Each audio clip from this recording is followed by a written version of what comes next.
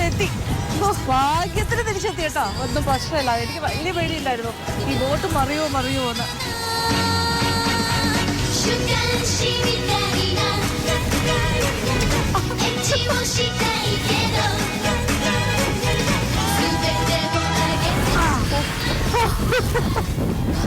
രക്ഷപ്പെട്ടു.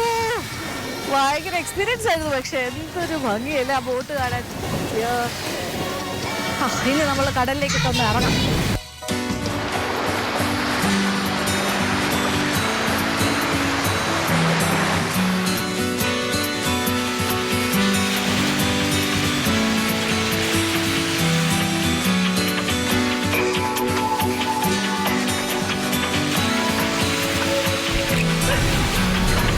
ഏതായാലും നനഞ്ഞു, ബോട്ടിലിരുന്ന് കുറച്ച് നനഞ്ഞു. ഇനി കുളിച്ച്